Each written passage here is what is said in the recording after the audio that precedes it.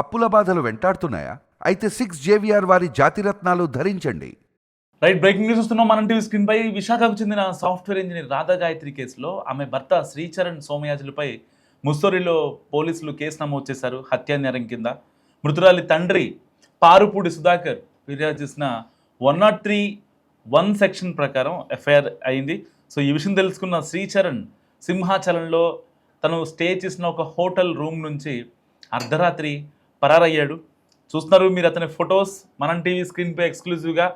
విశాఖలోని చినముషివాడకు చెందిన రాధా గాయత్రికి విశాఖ నగరానికే చెందిన శ్రీచరణ్తో గతేడాది నవంబర్లో పెళ్ళయింది. ఈ నెల 13న ఇద్దరు విహారయాత్ర కోసం ఉత్తరాఖండ్లోని ముస్సోరీ వెళ్ళి అక్కడ ఒక హోమ్ స్టేలో బస చేశారు. మరుసటి రోజు తెల్లవారుజామున రాధా గాయత్రి హోమ్ స్టేలోనే అనుమానాస్పదంగా మృతి చెందింది. దీనిపై ఆమె తల్లిదండ్రులు అనుమానం వ్యక్తం చేయడంతో పాటు తన కుమార్తెను అల్లుడే హత్య చేశాడని, వివాహమైనప్పటి నుంచి అనుమానిస్తున్నాడని, వేధిస్తున్నాడని ఆరోపించారు. నిష్పక్షపాతంగా కేసు దర్యాప్తు చేసి తమకు న్యాయం చేయాలని విశాఖ నగర పోలీస్ అధికారులను కలిసి విజ్ఞప్తి చేసింది మృతురాలి తల్లి. శ్రీచరణ్ తన భార్య మృతదేహంతో పాటే ముస్సోరి నుంచి విశాఖకు వచ్చి ఆమె అంత్యక్రియల్లో పాల్గొన్నాడు. తర్వాత సింహాచలంలోని ఒక హోటల్లో బస చేశాడు. ఈ సందర్భంగా శనివారం మీడియాతో కూడా మాట్లాడాడు. అండ్ గాయత్రిని తాను హత్య చేయలేదని, పోస్ట్ మార్టం నివేదిక వస్తే ఆమె ఎలా చనిపోయింది అనేది తెలుస్తుందని చెప్పాడు. సో మరి ఇక్కడ అకస్మాత్తుగా ఇంకా 11 రోజుల కార్యక్రమం అవ్వలేదు. ఇంకా సో జరగాల్సిన కొన్ని కార్యక్రమాలు అయితే ఉన్నాయి. అంత్యక్రియలు మాత్రం జరిగాయి, పెద్ద రోజు జరగాల్సి ఉంది. సో అది ఆ కార్యక్రమం చనిపోయిన 11 రోజులు జరుగుతుంది కాబట్టి మధ్యలోనే శ్రీచరణ్ సోమయాజులు ఎందుకు పరారయ్యాడనే విషయం ఇప్పుడు ఎవరికి అర్థం కానటువంటి సిచ్యువేషన్. సరిగ్గా శనివారం రోజున అందరికీ, అన్ని ఛానల్స్ వాళ్ళకి, అంటే శాటిలైట్ కావచ్చు, ఇటు డిజిటల్ మీడియా కావచ్చు, చాలామందికి ఇంటర్వ్యూస్ కూడా ఇచ్చాడు.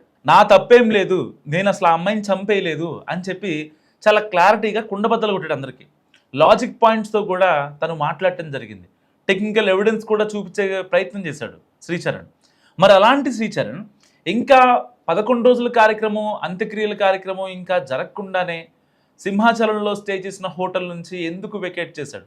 అక్కడ ఒక ఆ హోటల్ దగ్గర ఏదైతే శ్రీచరణ్ రోడ్డు మీద నడుచుకుంటూ వెళ్తుంటే వాళ్ళు అడిగారనమాట తనని చూసి, ఇతను శ్రీచరణ్ కదా అని గుర్తుపట్టి. ఎందుకంటే మీడియాలో గత 4-5 రోజులుగా ఈ వార్త చాలా పెద్ద ఎత్తున దుమారం రేపుతోంది. అనుమానాస్పద స్థితిలో, అంటే ముక్కులోంచి రక్తం వచ్చి మూత్రపు మడుగులో ఎలా పడిపోయింది, అసలు ఆ అమ్మాయికి తాగే అలవాటు కూడా లేదు, అలాంటి అమ్మాయి ఎలా పడిపోయింది, చనిపోయింది అనేది చాలామందికి అర్థం కాని సిచ్యువేషన్. ఇంకా వైజాగ్ వాసులు అయితే అసలు ఎలా చనిపోయింది, భర్తే చంపాడని ఆఫ్ ద రికార్డ్గా కొంతమంది మాట్లాడుకుంటున్నా పోలీసులు కన్ఫర్మ్ చేయాల్సి ఉంది. సో ఆ కన్ఫర్మేషన్ దొరక్క ఈ యొక్క శ్రీచరణ్ అనేసరికి చాలామందికి ఇంకా అంటే వెంటనే గుర్తుపట్టేస్తున్నారు తన ముఖాన్ని. సో ఆ సింహాచలంలో ఆ హోటల్ దగ్గర ఏదైతే చెక్అవుట్ చేశాడో ఆ కారులో ఎక్కించుకునే క్రమంలో ఒక వ్యక్తి వీడియో తీసాడు అనమాట. సో నాకేం సంబంధం లేదు, అసలు ఆ కేసుతో నాకేం సంబంధం, ముస్సోరీలో కేసు నమోదైతే నాకేం సంబంధం, నేను నా భార్యని నేను చంపుకుంటా, అట్లా చేయను కదా అని వాళ్ళతో మాట్లాడే క్రమంలో అక్కడి నుంచి ఎక్కడికి వెళ్ళిపోయాడో ఇప్పుడు ఎవరికీ తెలీదు. ఈవెన్ వీళ్ళు ఏదైతే అమ్మాయి వాళ్ళ గాయత్రి వాళ్ళ అమ్మ నాన్న కాల్ చేసే ప్రయత్నం చేశారు, అతని కాల్ కూడా కలవట్లేదు. అండ్ పోలీసులతో కూడా ఫోన్ చేయించారు. సింహాచలం దాటిన తర్వాత పోలీసులు ఆ మొబైల్ లొకేషన్ ఆధారంగా సింహాచలం దాటిన తర్వాత ఇంకా సిగ్నల్ మిస్ అయిపోయింది. ఏ టవర్ కింద కూడా తన సిగ్నల్ లేదు. సో ఇలాంటి సిచ్యువేషన్లో అంటే ఒక బిగ్ ట్విస్ట్ అని చెప్పుకోవచ్చు ఈ కేసులో. ఇప్పటిదాకా ఉత్తరాఖండ్కి ఆ ముస్సోరీకి వెళ్ళారు, అక్కడ 11కి చెక్ ఇన్ అయ్యారు హోమ్ స్టేలో. దాని తర్వాత బిట్వీన్ 3 to 3:30 తెల్లవారుజామున 3 గంటల 30 నిమిషాల వరకు కూడా తాగుతూనే ఉన్నాం. అండ్ ఆ తర్వాత పొద్దున్నే లేచి చూసేసరికి విగత జీవిగా పడిపోయి ఉంది, చాలా నగ్నంగా ఉంది అని చెప్పి మాట్లాడాడు ఈ యొక్క శ్రీచరణ్. సో అదే అక్కడ ముస్సోరీ పోలీసులకి ఏదైతే చెప్పాడో, హోమ్ స్టేలో ఏదైతే చెప్పాడో, అండ్ విశాఖ వచ్చిన తర్వాత ఈ యొక్క నగర పోలీసులకు కూడా అదే విషయాన్ని చాలా కరాఖండిగా చెప్పాడు.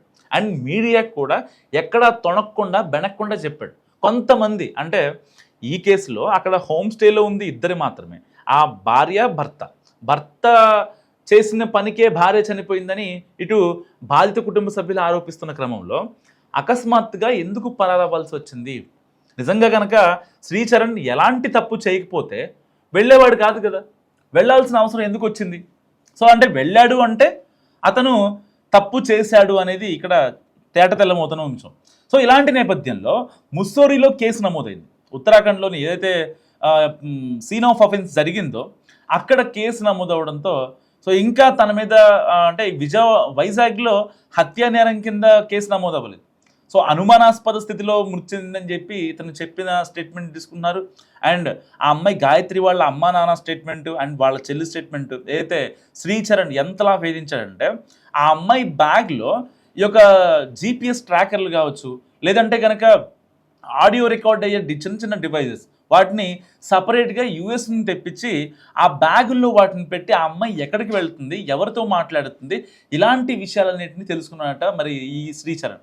సో మరి చూడటానికి చాలా నంగిలాగా నాకేం తెలీదు అన్నట్టు ఉండే ఈ శ్రీచరణ్ మరి ఇప్పటిదాకా నాకేం తెలీదు, ఆ అమ్మాయి ఎలా చనిపోయిందో కూడా నాకు తెలీదు, ఒక 27 years ఏజ్ ఉన్నటువంటి అమ్మాయి గాయత్రికి ఎలాంటి హెల్త్ కాన్సిక్వెన్స్ ఉండే అవకాశం ఉంది? సరే మహా అయితే తనకుండే అంటే వాళ్ళ అమ్మా నాన్న అసలు ఏం చెప్పట్లేదు, వాళ్ళకి ఆ అమ్మాయికి ఎలాంటి హెల్త్ డిజార్డర్స్ ఏం లేవని చెప్తున్నారు. సరే ఆ అమ్మాయి ఫుడ్ స్టైల్ బట్టో లేదంటే తనకు పర్సనల్ ప్రాబ్లం ఏదన్నా చిన్న చిన్న మరీ అంత మేజర్గా చనిపోయేంత సిచ్యువేషన్లో 27 ఏళ్ల అమ్మాయి ఉండదు. మహా ఇది తనకి ఒక స్ట్రెస్సో యాంగ్జైటీయో ఉంటుంది తనకున్న వర్క్ టెన్షన్ ప్రకారం, అంతే తప్ప ముక్కుల్లోంచి బ్లడ్ వచ్చి ఆ అమ్మాయి చనిపోయేంత సిచ్యువేషన్ అయితే నిజంగా చిన్న చిన్న వాటికైతే ఉండదు. సో మరి ఆ అమ్మాయి మందు తాగిందని చెప్తున్నాడు, పొరపాటుని కూడా మందు తాగలేదని ఈ యొక్క గాయత్రి వాళ్ళ అమ్మ కావచ్చు వాళ్ళ చెల్లి కావచ్చు చెప్తున్నారు. సో నిజంగా అసలు ఆ అమ్మాయికి ఇప్పటిదాకా మద్యం సేవించడం అనేది అలవాటు లేదు. నిజంగా ఈ శ్రీచరణే కావాలని తాగించు ఉంటాడు అనేది కూడా ఇప్పుడు అనుమానిస్తున్న అంశం. సో మరికొద్దిసేపట్లో ఆ అమ్మాయికి సంబంధించి పోస్ట్ మార్టం రిపోర్ట్ కూడా రానుంది. సో ఏది ఏమైనప్పటికీ ఈ కేసులో ఇప్పటిదాకా ఒక కీలకంగా మారినటువంటి భర్త శ్రీచరణ్ ఇప్పుడు పరారీలో ఉండడం అందరినీ విస్మయానికి గురిచేస్తుంది. నిజంగా ఒకవేళ శ్రీచరణ్ కనుక తప్పు చేయకపోతే వాళ్ళ భార్య మీద ఏమాత్రం కన్సర్న్ ఉన్నా కనీసం అంత్యక్రియలు లేకపోతే ఆ తర్వాత చిన్న చిన్న కార్యక్రమాలు, ఎందుకంటే భర్త కదా చేయాల్సింది భర్తే. నిజంగా ఆ అమ్మాయి వివాహిత కాకపోతే వాళ్ళ ఇంట్లో వాళ్ళు చేసుకునేవాళ్ళు. అసలు ఒకవేళ అమ్మాయి వివాహిత కాకపోతే ఇలాంటి సిచ్యువేషన్ వచ్చేది కదా, అమ్మాయి ప్రశాంతంగా ఆ అమ్మాయి జాబ్ చేసుకునేది. అనవసరంగా శ్రీచరణ్కి ఇచ్చామని చెప్పి కూడా కుటుంబ సభ్యులు ఆరోపిస్తున్నారు.